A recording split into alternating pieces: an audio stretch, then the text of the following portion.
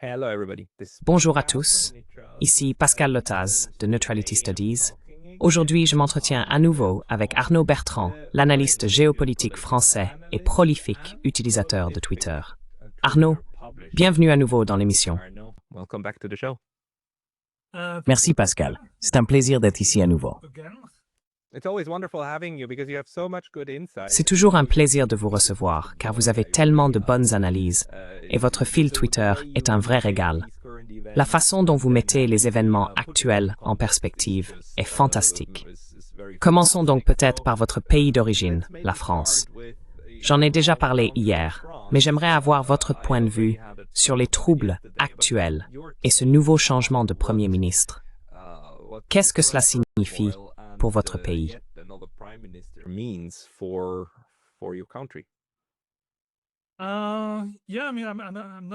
Oui, je veux dire, je ne suis pas sûr qu'il y ait grand-chose de plus à dire à part que c'est vraiment le chaos. C'est là où nous en sommes, vous savez. Actuellement, en France, nous sommes dans la 5e République. Et la façon dont le système fonctionne, enfin, la raison pour laquelle De Gaulle a instauré la 5e République, c'est que avant, pendant la 3e ou la 4e République, la France était extrêmement instable et avait un nouveau Premier ministre. Vous savez, toutes les quelques semaines.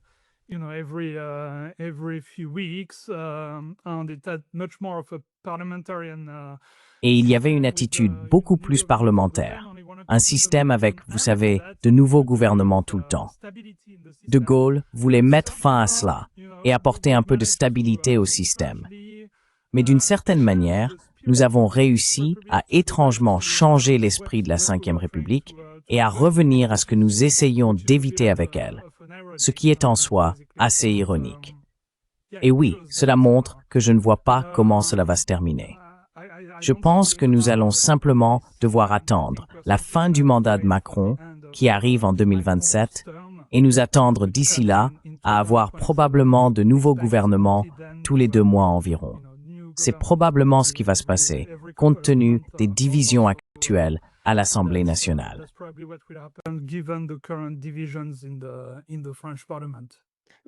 C'est comme si dissoudre le Parlement n'était plus une option, non? Organiser de nouvelles élections.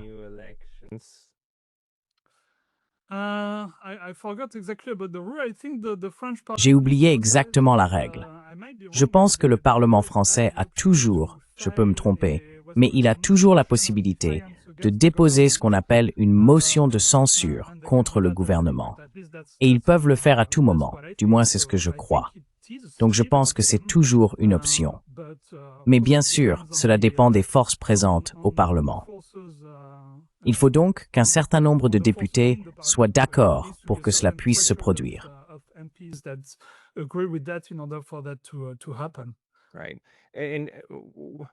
C'est vrai. Et vous savez, nous avons vu qu'il existe d'autres systèmes politiques qui produisent beaucoup de premiers ministres. Le Japon en est un exemple. Ils en changent assez souvent. En ce moment même, ils traversent à nouveau l'une de ces périodes de changement. Mais cela ne signifie pas nécessairement de l'instabilité pour le pays. Car, premièrement, l'appareil bureaucratique est très stable et solide. Et deuxièmement, le parti au pouvoir et la coalition qu'il forme, même s'ils changent de Premier ministre et de cabinet, la direction générale reste plus ou moins la même parce que les forces sont alignées. C'est différent pour la France, n'est-ce pas?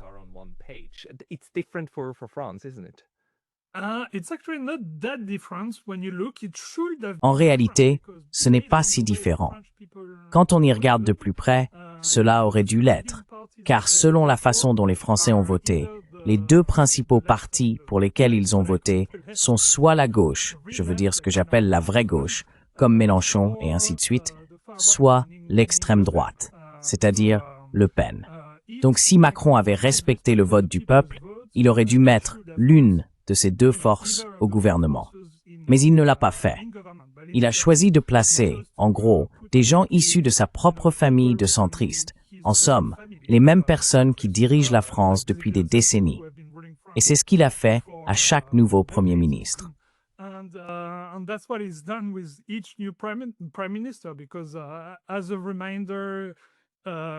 Parce que, pour rappel, même si le Parlement peut dissoudre le gouvernement, c'est toujours le président qui choisit le nouveau Premier ministre. Donc évidemment, il va choisir quelqu'un qui partage ses convictions. En fait, le nouveau qu'il a choisi est l'un de ses plus proches alliés, quelqu'un qui a passé toute sa vie politique aux côtés de Macron. Et c'était pareil pour le précédent, François Bayrou, également extrêmement proche de Macron, tout comme celui d'avant. Cela montre bien qu'on change la figure de proue, mais en réalité, c'est la même idéologie, si l'on veut, qui reste au pouvoir.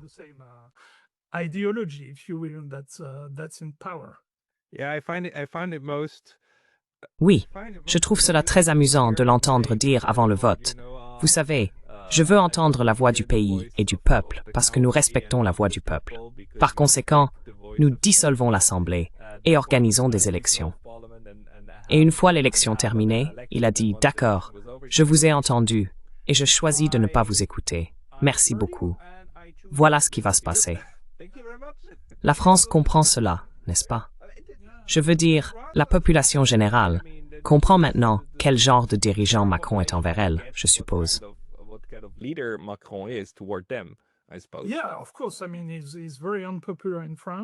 Oui, bien sûr.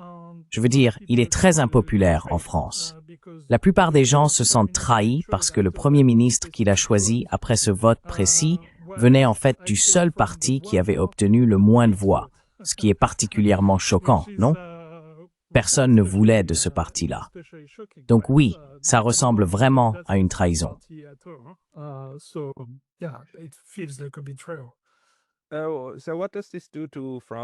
Alors, qu'est-ce que cela implique pour la position de la France dans la géopolitique européenne globale? Je veux dire, au cours des 2 derniers mois, on a assisté, selon moi, à des démonstrations assez étonnantes de la subordination de l'Europe aux États-Unis. Je pense par exemple à ces 8 personnes assises dans le bureau ovale, devant le bureau du patron, et qui essaient encore de ramener les Américains en Europe, alors que les États-Unis disent en fait, écoutez, vous devez imposer des sanctions draconiennes à la Chine, ce qu'ils savaient impossible pour les Européens, mais ils l'ont quand même exigé. Où la France se situe-t-elle dans ce contexte à l'heure actuelle?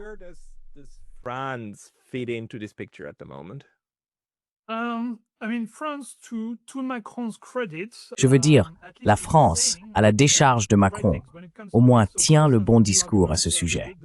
Par exemple, le nouvel accord que von der Leyen a signé avec Trump en Écosse, qui est, vous savez, un pur tribut impérial, parce que nous, les Européens, nous engageons à donner, je crois, près de 2000 milliards de dollars directement aux États-Unis, soit en achetant leur énergie, leur GNL, qui est extrêmement cher comparé à ce que cela coûterait venant d'autres pays, la Russie en premier lieu.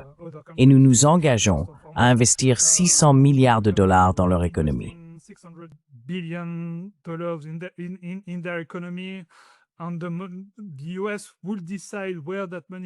Et ce sera les États-Unis qui décideront où cet argent sera investi. Ce n'est même pas notre décision. Je veux dire, c'est une série de choses comme ça. C'est un pur tribut impérial. Macron l'a d'ailleurs pratiquement dit. La France, vous savez, à la fois Macron et le Premier ministre de l'époque, François Bayrou, ont en réalité eu des mots extrêmement durs contre cet accord.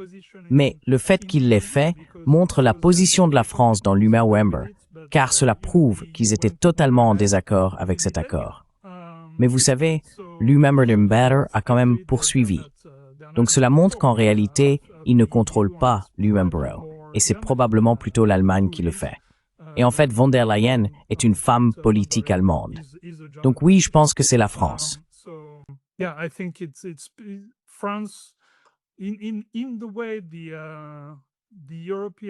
À une époque, on parlait d'un couple franco-allemand qui co-gérerait l'UMA. L'idée était que la France s'occuperait des relations extérieures, ce type de relations avec les États-Unis par exemple, en essayant de trouver une sorte de troisième voie pour l'Europe, qui ne soit pas complètement alignée sur les États-Unis. C'était le cas à l'époque où Mitterrand était président, ou Chirac, etc. Et l'Allemagne serait la puissance industrielle de l'Europe, gérant tous les aspects monétaires, plutôt les questions économiques internes au niveau européen. mais ce n'est clairement plus le cas aujourd'hui. La voix de la France, en ce qui concerne les relations extérieures de l'UMMR, n'a clairement plus beaucoup de poids.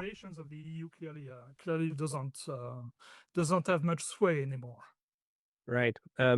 And you can see how the dependency on the Exactement. US is now so high. Et on peut voir à quel point la dépendance envers les États-Unis est désormais si forte que les Européens en viennent pratiquement à supplier les États-Unis de ne pas les laisser seuls, surtout en ce qui concerne l'Ukraine. Et dans ce contexte, j'aimerais vous demander votre interprétation de cette agitation médiatique. D'abord à propos de quelques drôles en papier, puis de quelque chose qui a explosé en Pologne. Et ensuite, à propos des MiG, ces chasseurs russes qui auraient traversé l'espace aérien letton ou estonien pendant 8 ou 12 minutes. Pour moi, et pour certains de nos collègues, il semble que beaucoup d'Européens cherchent encore une fois à exagérer la menace afin de maintenir le lien avec les États-Unis et de les pousser à se réengager. Comment interprétez-vous cela? How do you interpret this?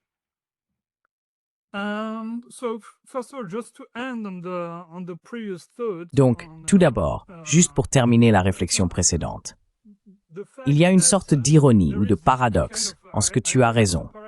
Les Européens font tout leur possible pour garder les États-Unis impliqués, pour les maintenir dans le combat, en s'engageant à acheter toutes ces armes aux États-Unis afin de séduire Trump et ainsi de suite. Mais à long terme, cela affaiblit en réalité l'Europe, car cela augmente notre dépendance envers les États-Unis. Ce qui signifie qu'il sera encore plus difficile la prochaine fois de négocier en position de force lorsqu'il s'agira de conclure un accord avec les États-Unis. La raison pour laquelle nous devons nous soumettre à ce tribut impérial, c'est parce que nous n'avons aucun levier, n'est-ce pas?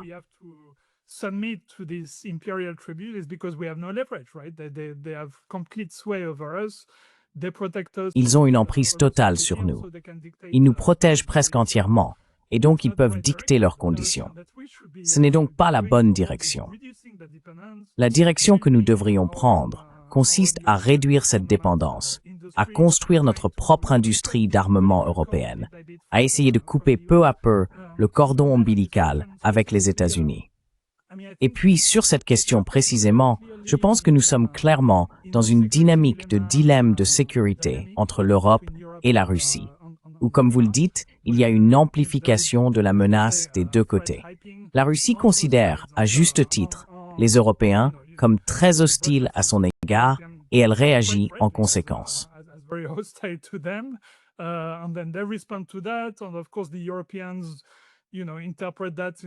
Et bien sûr, les Européens interprètent cela de la pire manière possible, et petit à petit, la situation s'envenime. La seule solution à cela, la véritable solution pour apaiser les tensions, devrait être le dialogue. Mais voici un autre paradoxe. Nous refusons de parler directement à la Russie. Nous ne le faisons qu'à travers Trump, qui lui-même est assez hostile à nos intérêts en tant qu'Européens, et qui a déclaré à de nombreuses reprises qu'il déteste l'Europe, les Européens, et ainsi de suite. Donc évidemment, il n'est pas la bonne personne pour négocier dans l'intérêt de l'Europe. C'est donc aussi stupide. Pour moi, cela n'a absolument aucun sens. La réflexion stratégique des dirigeants européens est consternante.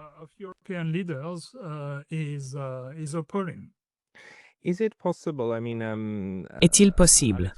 Je veux dire, Alex Christoforou a proposé cette analyse l'autre jour sur sa chaîne, que ce que nous voyons soit une réaction de l'Europe à la décision des États-Unis de ne pas augmenter la militarisation dans les États frontaliers avec la Russie, dans les pays baltes, mais aussi en Finlande. Et vous savez, en Finlande, les États-Unis ont désormais un accord pour ouvrir jusqu'à 15 bases militaires américaines. Mais ils ne l'ont pas encore mis en œuvre, à l'exception d'une seule. Les 14 autres n'existent pas encore, n'est-ce pas? Donc, assistons-nous réellement à un moment où les États-Unis semblent essayer, au moins, de ne pas escalader avec la Russie? Et est-ce quelque chose qui pourrait inquiéter les Européens? Que leurs États frontaliers ne soient désormais plus aussi militarisés qu'ils le pensaient?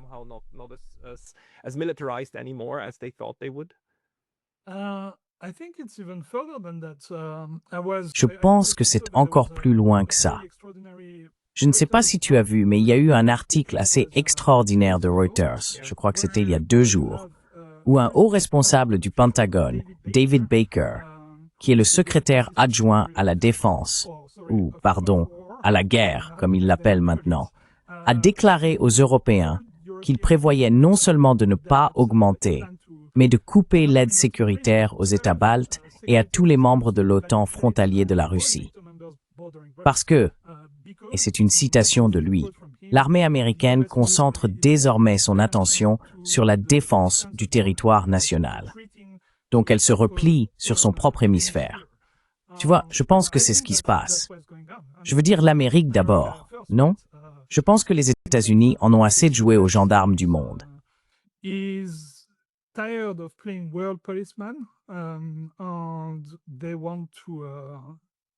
ils veulent se concentrer sur eux-mêmes. Je pense que c'est ça, la vision d'ensemble. Et je pense que tu as raison de dire qu'une grande partie de ce que nous voyons, y compris l'exagération des menaces par les responsables de l'UMER, vise à convaincre les États-Unis qu'ils sont vraiment nécessaires ici pour les inciter à rester. On entend dans la rhétorique des responsables européens qu'ils considèrent le fait de garder les États-Unis comme une grande victoire. C'est leur état d'esprit. Alors que personnellement, je vois le retrait des États-Unis comme une immense opportunité pour l'Europe de devenir enfin indépendante. Donc c'est vraiment une mentalité très différente. Je ne comprends pas la leur. Peut-être qu'ils ne comprennent pas la mienne non plus. Mais oui, ils ont une idéologie extrêmement atlantiste.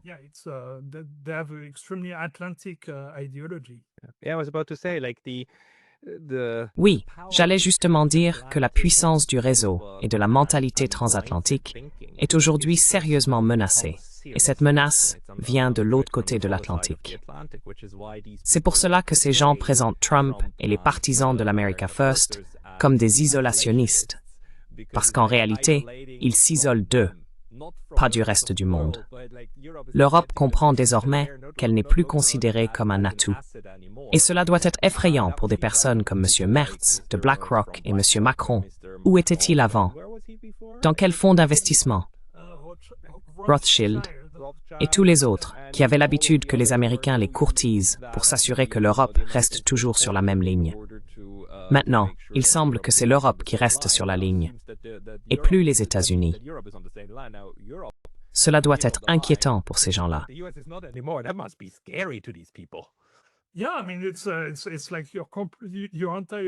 Oui, je veux dire, c'est comme si tout ton univers était bouleversé, non? C'est ce qu'ils ont appris à l'école. Tu sais, la plupart des élites françaises sont allées à la même école, Sciences Po.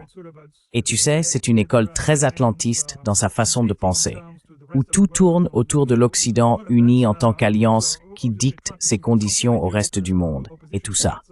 Donc évidemment, Trump est en opposition idéologique totale avec cela. Je lisais un théoricien chinois très intéressant, Mao Koji, qui, en fait, comparait cela à la guerre idéologique qui a mené à la rupture sino-soviétique, ce qui était un peu similaire.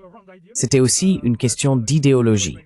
La Chine allait dans une certaine direction, l'Union soviétique dans une autre, et à un moment donné, il n'y avait plus de terrain d'entente. Ces choses-là peuvent arriver, non? Et je pense que c'est ce qui se passe. Les États-Unis veulent clairement se séparer, mais les Européens résistent étrangement à cela.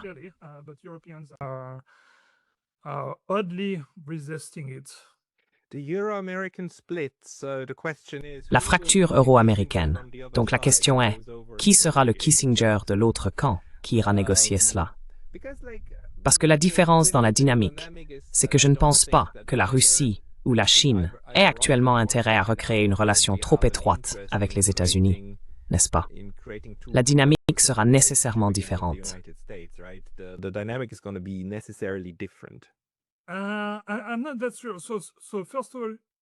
Je n'en suis pas si sûr. Tout d'abord, Kissinger n'a pas négocié la rupture sino-soviétique. Il en a en réalité tiré profit des années plus tard, et c'était un phénomène purement organique entre eux.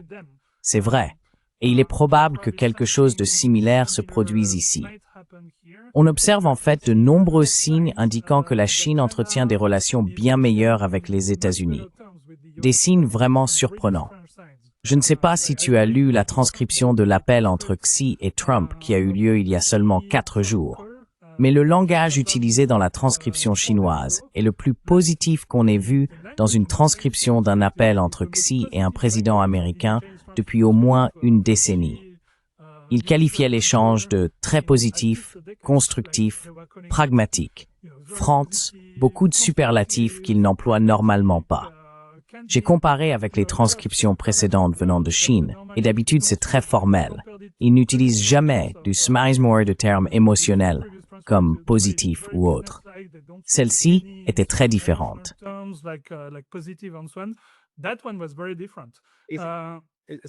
Désolé, s'agit-il d'une transcription de ce qui a été dit, ou s'agit-il d'un compte-rendu du côté chinois expliquant comment s'est déroulé l'appel?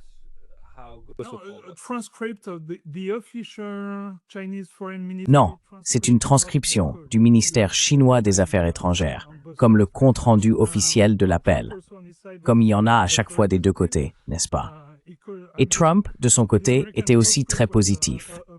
Je veux dire, la transcription américaine était en fait juste une publication de Trump sur Truth Social, parce que, vous savez, c'est comme ça que ça se passe de nos jours. Mais il a qualifié l'appel de très bon. Donc il y a ça. Actuellement, en ce moment, il y a une délégation bipartite du Congrès en Chine, même si le Congrès est normalement beaucoup plus dur envers la Chine que l'exécutif. Et c'est la première fois qu'une délégation de la Chambre se rend en Chine depuis plus de 6 ans.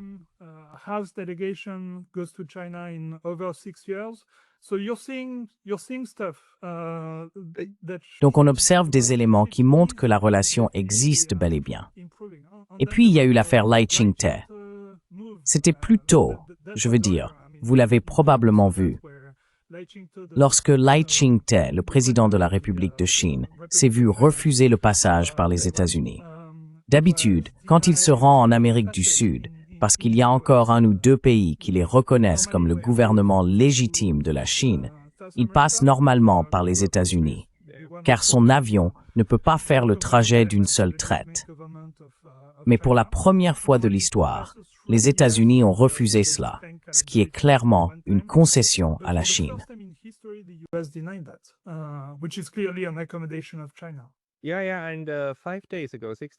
Oui, oui.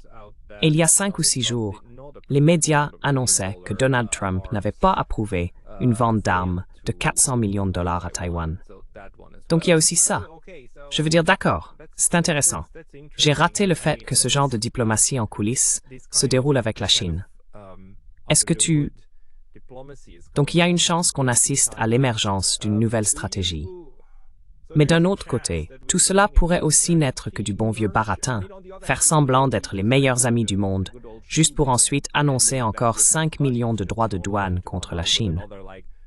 En même temps, il y a toujours, comment il s'appelle, Blumenthal et Graham, c'est ça? Avec leur idée de sanctions écrasantes contre la Chine si elle ne cesse pas d'acheter du pétrole russe. Est-ce que c'est une autre faction ou est-ce que c'est même une sorte de leurre pour que les Européens continuent de croire que tout suit son cours?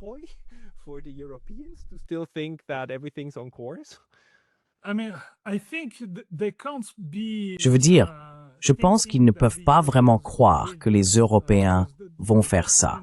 Parce que vous savez, l'économie européenne va déjà mal. Cela l'écraserait complètement. Donc c'est plutôt une sorte de défi, non? On dit aux Européens, « Ah d'accord, vous voulez qu'on en fasse plus, mais alors faites votre part, faites ceci, cela et encore cela. » Et on propose des choses impossibles qu'ils ne feront jamais, comme ces droits de douane à 100% sur la Chine, etc. C'est une façon de dire qu'on ne va pas le faire, en gros, mais en mettant la responsabilité sur les Européens plutôt que sur les Américains. C'est comme ça que je le vois, si ça a du sens.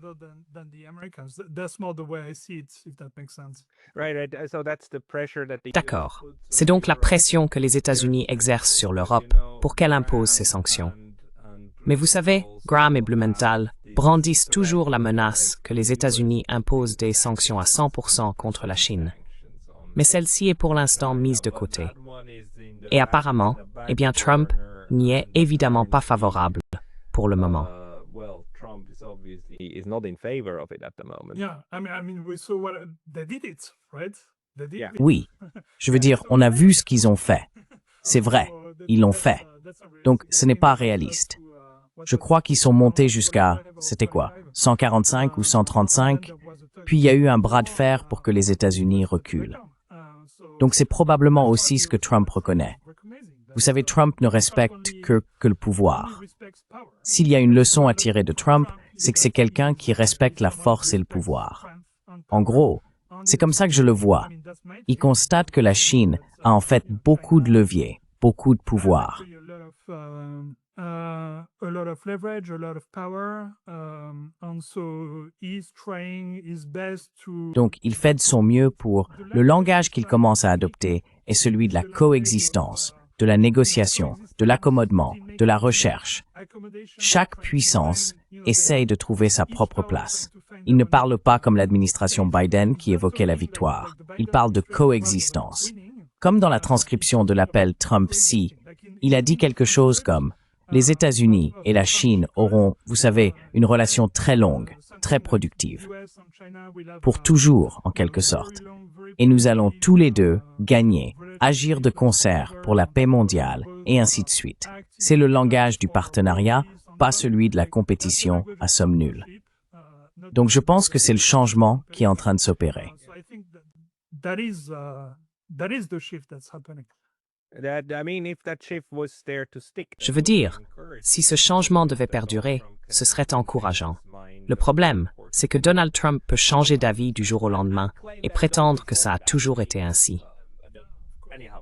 Mais peut-être passons un peu à ce que les États-Unis ont fait à leur propre puissance. Car à mon avis, les États-Unis, surtout en Asie de l'Ouest, au Moyen-Orient, ont considérablement diminué leur influence en permettant des choses comme une frappe israélienne sur le Qatar. C'est l'un de ces derniers moments où les normes sont brisées. Et je n'arrivais pas à croire que les États-Unis permettraient qu'un allié soit attaqué par un autre allié. C'est comme si on avait franchi une limite de trop. Mais c'est arrivé. Et bien sûr, même si cela a certainement été négocié auparavant, nous avons maintenant une nouvelle alliance dans la région, à savoir l'Arabie saoudite et le Pakistan. Et encore une fois, cela a certainement été négocié depuis plus d'un an. Mais que penses-tu de cette nouvelle configuration? Parce que je pense vraiment que cela a un impact sur la région.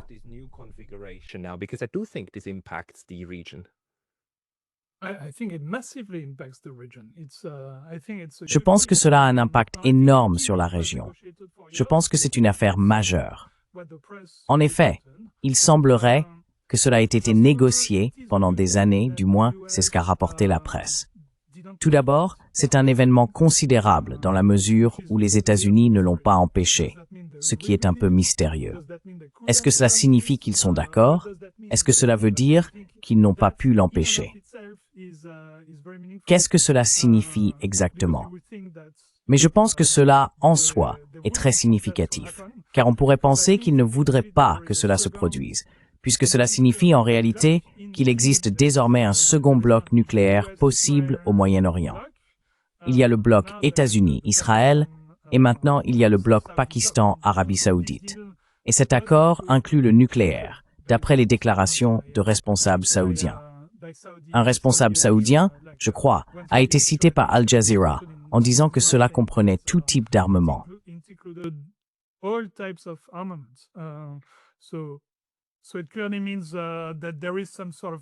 Cela signifie donc clairement qu'il existe une sorte de parapluie nucléaire du Pakistan en ce qui concerne l'Arabie saoudite. Et il faut rappeler que le Pakistan n'a pas de politique de non-recours en premier à l'arme nucléaire, ce qui veut dire qu'il peut utiliser des armes nucléaires de manière préventive. C'est donc un sacré moyen de dissuasion, non? Voilà pour un aspect. Il y a aussi une dimension chinoise, car le Pakistan est sans doute le plus proche allié de la Chine, même plus que la Russie. Ils s'appellent mutuellement les frères de fer. 81% des importations d'armes du Pakistan proviennent de Chine. Donc les armées entretiennent des liens très étroits. On se retrouve donc avec l'Arabie saoudite, qui est en quelque sorte défendue par des armes chinoises. Et on a vu ces armes lors du récent conflit entre le Pakistan et l'Inde. on a pu constater qu'elles sont très efficaces. Oui, donc vous voyez, cela change considérablement la donne.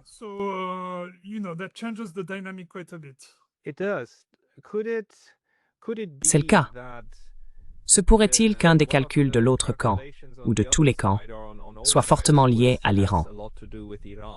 Parce que le Pakistan aussi avait tenu des propos très amicaux envers l'Iran à l'époque où il était impliqué dans une guerre, lors de cette guerre de 12 jours avec l'Iran. Israël, et vous savez, l'Iran et l'Arabie Saoudite ont bien sûr, historiquement, été, vraiment des adversaires. Seule la Chine a réussi à négocier, en gros, la reprise des relations diplomatiques. Et on observe un certain dégel, n'est-ce pas? On a vu comment les ministres de la Défense se sont rendus visite. Mais malgré tout, la rivalité, et la rivalité sunnite-chiite entre les deux, n'a pas disparu. Donc se pourrait-il que l'idée ait été de dire « Regardez, États-Unis, avec qui préféreriez-vous que nous signions un traité? Les Saoudiens ou les Iraniens ?»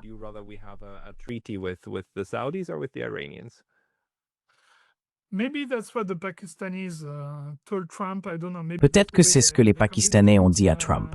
Je ne sais pas. C'est peut-être comme ça qu'ils l'ont convaincu.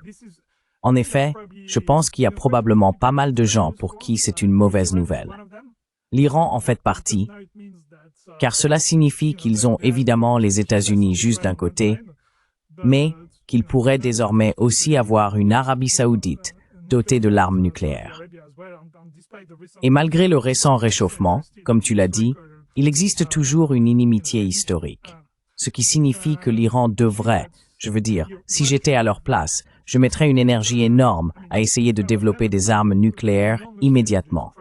Car il y a en fait 3 grandes puissances au Moyen-Orient. Les Saoudiens, Israël et eux.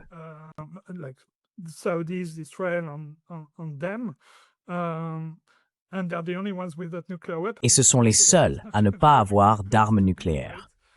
Ce n'est pas vraiment une position enviable, n'est-ce pas?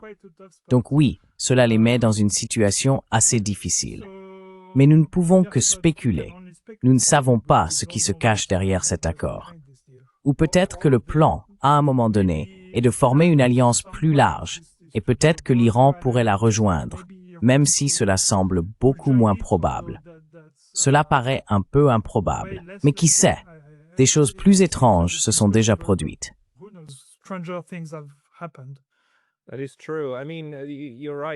C'est vrai, je veux dire, tu as raison.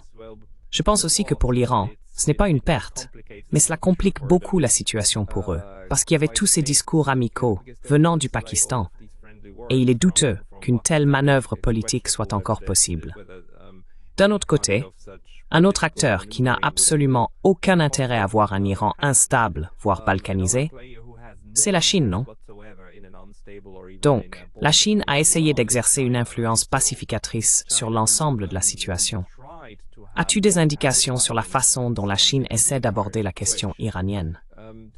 Parce qu'en ce moment, tu sais, surtout dans notre coin d'Internet, beaucoup de gens disent que la prochaine phase de la guerre États-Unis-Iran, n'est qu'une question de temps. Et oui, Netanyahou pousse pour cela de façon acharnée. Et en ce moment, il y a bien sûr les négociations avec le retour des sanctions qui ont lieu cette semaine. Quel est ton avis là-dessus?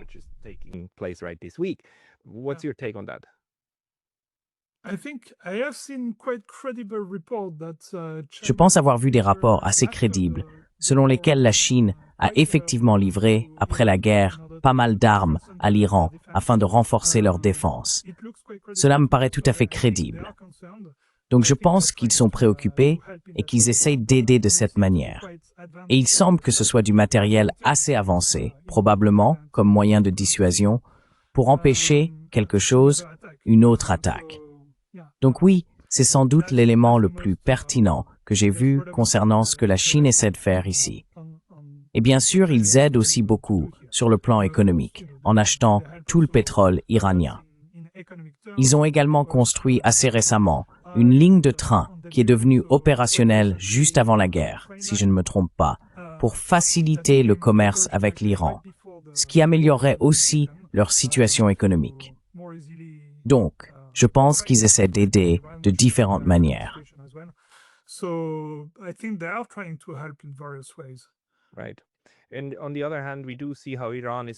D'accord.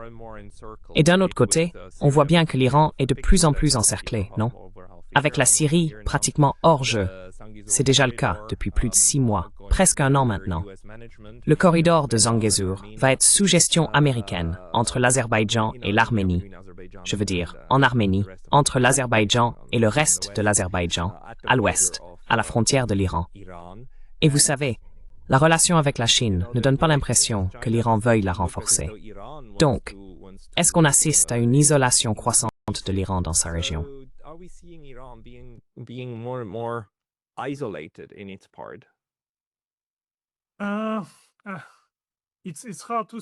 C'est difficile à dire. Je ne suis pas spécialiste de l'Iran. Je ne connais pas les dynamiques internes. Je sais qu'il existe une faction plus pro-occidentale qui espère toujours développer des liens avec l'Occident, conclure un accord comme ils l'ont fait sous Obama, et ainsi de suite. Je penserais que, vous savez, cette faction a complètement perdu le débat, non? Mais, vous savez, ce n'est que moi qui spécule en me basant sur la logique. On pourrait penser qu'ils essaieraient de développer autant que possible des relations avec des puissances du Sud global qui peuvent réellement les aider. Mais vous savez, je ne connais pas assez les dynamiques internes pour me prononcer.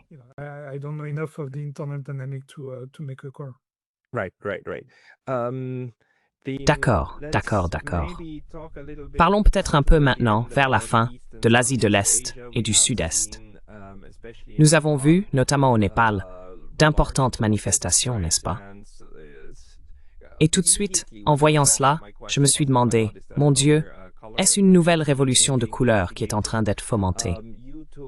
Tu as pris position en disant que cela ne semblait pas être le cas, ce qui t'a mis en désaccord avec d'autres analystes. Mais quel est ton point de vue sur la situation au Népal?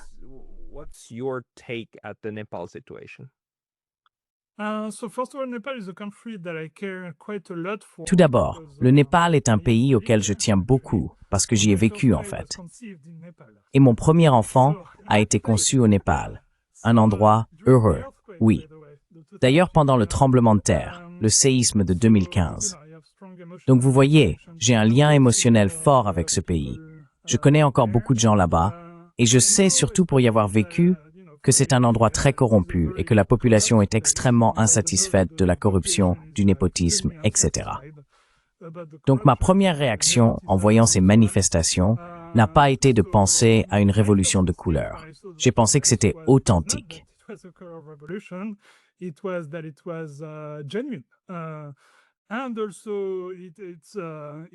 Et il faut aussi savoir que le Népal est en réalité un pays très révolutionnaire. Il y a ce genre de manifestations, de révolutions qui se produisent assez souvent. Et vous savez, il n'y a pas si longtemps, le pays a connu une guerre civile qui a duré 10 ans. Je crois que c'était de 1996 à 2006. Donc politiquement parlant, ce n'est pas le pays le plus stable du monde. Ainsi, voir des gens manifester, essayer de renverser le gouvernement, etc. n'est pas si surprenant dans ce pays. Et vous savez, je pense qu'il n'y a pas non plus de raison évidente pour qu'il y ait actuellement une révolution au Népal. C'est un pays très pauvre, enclavé entre l'Inde et la Chine.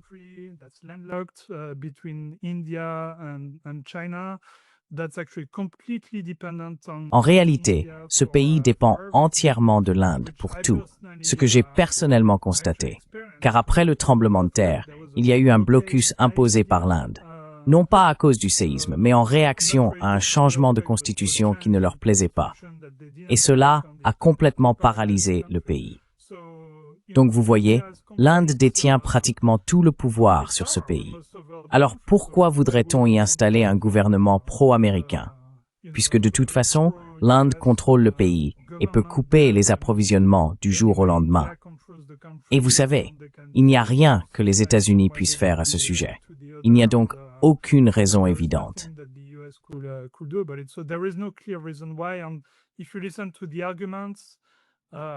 Et si vous écoutez les arguments de ceux qui pensent qu'il y a une révolution en cours, vous entendez beaucoup d'explications différentes.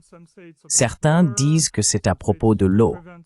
D'autres disent que c'est pour empêcher l'émergence d'un écosystème technologique local. D'autres encore affirment que c'est simplement le chaos pour le chaos, ce qui montre qu'il n'y a pas de raison claire, car chacun a la sienne. Et le gouvernement népalais actuel n'était pas particulièrement anti-américain. En fait, j'ai rencontré cet été quelqu'un de la Millennium Challenge Corporation, l'une de ces grandes organisations américaines d'influence douce qui réalisent des projets stratégiques aux États-Unis, au Népal. Et il semblait que la discussion s'était bien déroulée.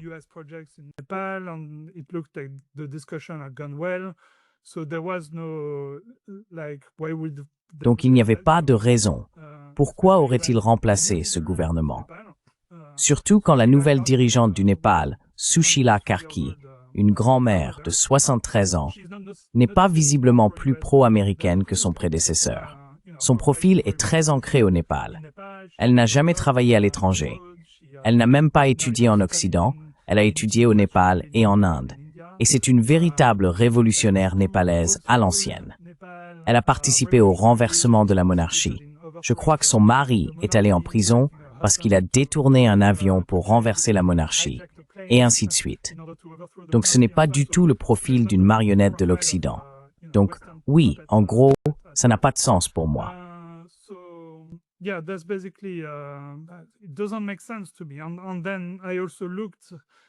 Et puis j'ai aussi examiné, vous savez, je pense qu'il y a un principe de justice, à savoir que la charge de la preuve incombe à l'accusateur.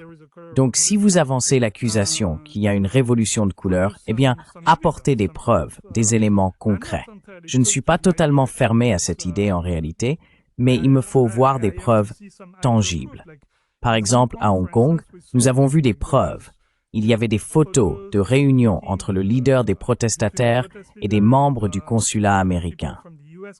Et puis, tous les médias occidentaux acclamaient les manifestants à Hong Kong, et des membres du Congrès américain organisaient des sessions pour les soutenir, et ainsi de suite.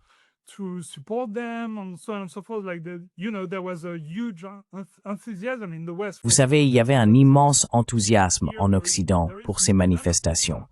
Mais ici, il n'y en a pas du tout. En fait, si vous regardez la façon dont les médias occidentaux ont présenté les manifestations, c'était plus négatif que positif. Nous avons vu toutes les images de la destruction du Parlement népalais. Nous avons vu les personnes tuées. Il n'y avait aucun signe clair que l'Occident était heureux de ces manifestations. Et je n'ai vu aucune preuve concrète que c'était une révolution de couleur. Il n'y avait que des indices circonstanciels qui pourraient s'appliquer à pratiquement n'importe quelle manifestation dans le monde. Certaines choses qu'il disait étaient « oui », mais l'une des organisations qui participaient aux manifestations a reçu des fonds d'étudiants.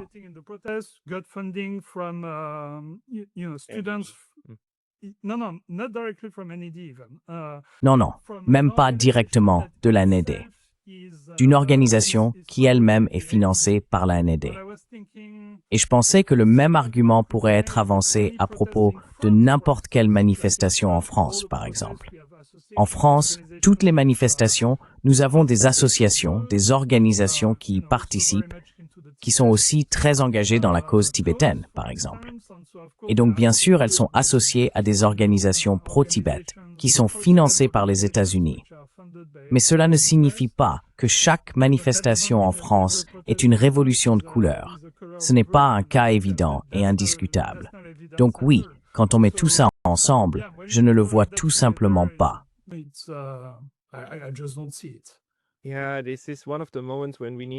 Oui, c'est l'un de ces moments où nous devons faire attention à ne pas tomber dans ce contre quoi Edward Snowden nous a mis en garde, c'est-à-dire, pour de bonnes raisons, avoir des schémas partout. Je veux dire, même s'il existe des schémas et des réseaux de pouvoir, tout ce qui ressemble à un nœud n'en est pas forcément un. La question, cependant, est de savoir si cette forme de... Vous savez, nous avons vu comment les États-Unis utilisent des mécanismes subversifs, financent la société civile et développent des institutions de la société civile.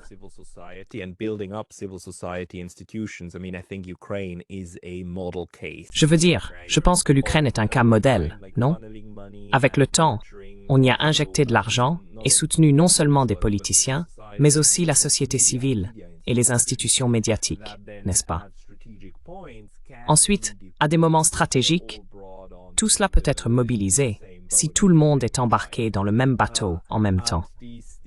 Et ces organisations ont effectivement des liens dans presque tous les pays, comme vous l'avez dit, y compris en France. La question est de savoir quelle est leur importance dans la structure globale des sociétés dont nous parlons. Donc votre argument est qu'au Népal, il est peu probable que l'influence soit aussi forte. Et même si c'était le cas, il n'est pas clair dans quel but elle serait utilisée pour renverser le gouvernement précédent.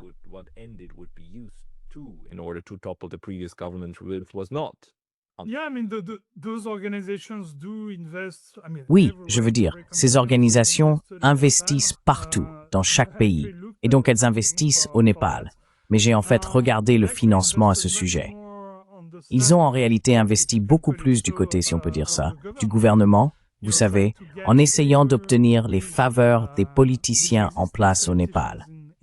Par exemple, il y a eu un énorme projet l'année dernière, mené par la NED, qui soutenait essentiellement les partis politiques népalais existants à hauteur de 500 000 $. Donc en gros, je ne sais pas où est allé cet argent. Peut-être que ça fait partie de la corruption. Peut-être que c'est légitime. Je ne sais pas. Mais quand on compare ça à l'argent qui est allé aux manifestants, j'ai fait le calcul, c'est 6 fois plus du côté des politiciens.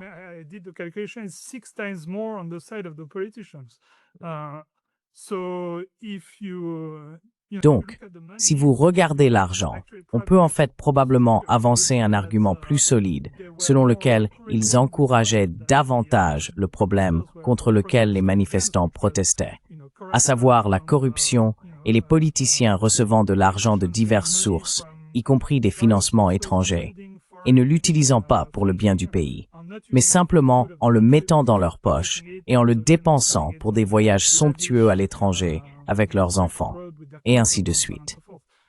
C'est donc cela qu'il faut prendre en compte.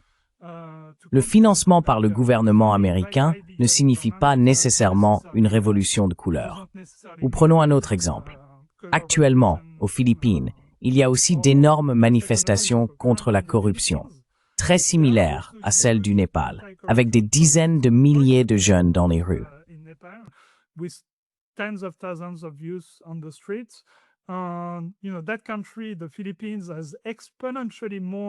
Ce pays, les Philippines, subit une influence américaine exponentiellement plus forte que le Népal. Je veux dire, c'était une ancienne colonie américaine. Beaucoup de gens pourraient dire que d'une certaine manière, c'est encore une colonie américaine. Mais, vous savez, le gouvernement actuel est extrêmement favorable aux États-Unis. Bongbong Marcos, le fils de l'ancien dictateur, est extrêmement amical envers les États-Unis, extrêmement hostile envers la Chine. Je veux dire, nous avons tous vu les images des affrontements en mer de Chine méridionale entre les Philippines et ce gouvernement, et ainsi de suite. Donc vous voyez, on ne peut pas dire qu'il y aura une révolution de couleur dans ce cas. On peut voir que les jeunes peuvent réellement s'opposer à la corruption, même si c'est un pays qui est aussi extrêmement influencé et infiltré par les États-Unis. Cela montre donc que ce n'est pas automatique, n'est-ce pas?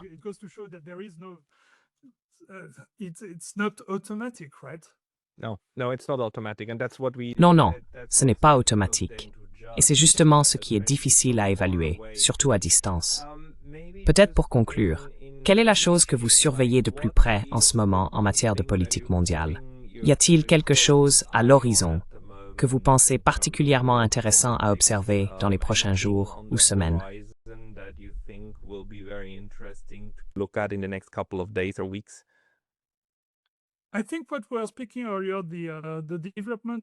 Je pense, comme nous en parlions plus tôt, que le développement de la relation sino-américaine et le BRIC, enfin, je pense que nous assistons peut-être au début d'un certain tournant après si c'est Trump. Comme tu l'as dit, tu sais, ce type peut changer d'avis d'un jour à l'autre. Mais il est certain que c'est intéressant de voir que les choses s'améliorent. C'est objectivement une bonne chose pour le monde si les deux grandes puissances entretiennent de meilleures relations. Et je suis aussi pas mal l'actualité européenne. Mais tu sais, la situation y est malheureusement bien plus déprimante.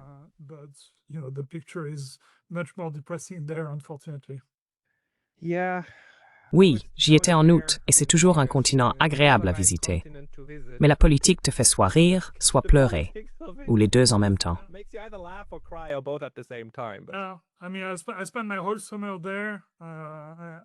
Je veux dire, j'ai passé tout mon été là-bas. J'étais en France, en Belgique, aux Pays-Bas, et certains endroits s'en sortent mieux que d'autres. En fait, la Belgique et les Pays-Bas vont très bien, des économies très dynamiques, d'après ce que je vois. La France s'en sort beaucoup moins bien. Mais malgré tout, je pense que si l'on regarde simplement les chiffres, c'est objectivement un endroit assez déprimé, tant sur le plan économique que dans l'état d'esprit des gens. Et avec ce qui se passe, ça va pas s'améliorer. With what's going on, it's not going to improve.